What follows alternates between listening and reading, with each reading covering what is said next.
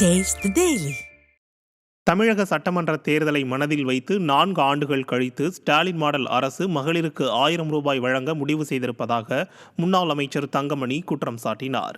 நாமக்கல் மாவட்டம் திருச்செங்கோட்டை அடுத்த தேவனாங்குறிச்சியில் அதிமுகவின் 10 ஆண்டு கால சாதனைகள் மற்றும் திமுக அரசின் அவலங்களை எடுத்துரைக்கும் சாதனை விளக்க பிரசுரங்கள் வழங்கும் நிகழ்ச்சி நடைபெற்றது.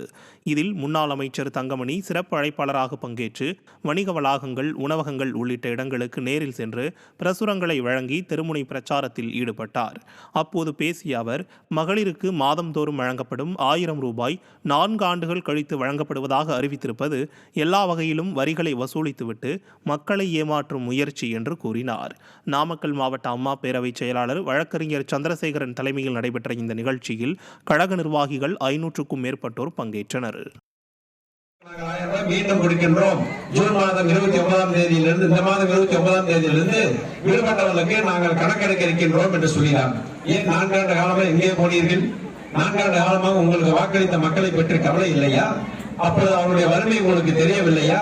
இப்பொழுது 10 மாதத்தில் தேர்தல் வருகின்ற காரணத்தினால் தான் அவருடைய வறுமை உங்களுக்கு தெரிகின்றதா? மக்களை ஏமாற்றி 1000 ரூபாய் கொடுத்து வாக்களை பெற்றுவிடலாம் என்ற எண்ணத்தின் அடிப்படையிலே தானே இத்தனை நாளாக இல்லாமல் இப்பொழுது நாங்கள் கணக்கெடுக்கின்றோம் என்று சொல்லியிருக்கலாம். அப்படியே நீங்கள் 1000 ரூபாய் கொடுத்தால் கூட இன்று விலைவாசி எந்த அளவுக்கு உயர்ந்திருக்கின்றது? 1000 ரூபாய் கொடுத்து விட்டு இன்னும் கூடுதலாக 1000 ரூபாய் செலவாகின்ற வகையிலே விலைவாசியை உயர்த்தி விட்டீர்கள். கடந்த காலத்தில் என்ன சொன்னார்கள்? நாங்கள் ஆட்சிக்கு வந்தால் மின்கட்டணத்தை உயர்த்த மாட்டோம் என்று சொன்னார்கள், வீட்டு வரியை உயர்த்த மாட்டோம் என்று சொன்னார்கள், அதே போல தண்ணீர் வரியை உயர்த்த மாட்டோம் என்று சொன்னார்கள். இன்று மின்கட்டணம் மாதத்துக்கு ஒரு முறை உயர்கின்ற அளவுக்கு இந்த ஆட்சி நடைபெற்றுக் கொண்டு இருக்கிறது என்று சொன்னால் நீங்கள் கொடுக்கின்ற 1000 ரூபாயில் தனிவாடவில்லை. இருக்கின்ற விலைவாசியில் அந்த குடும்பத்தை எப்படி நடத்த முடியும்? பள்ளியில் படிக்கின்றவர்களுக்கு எப்படி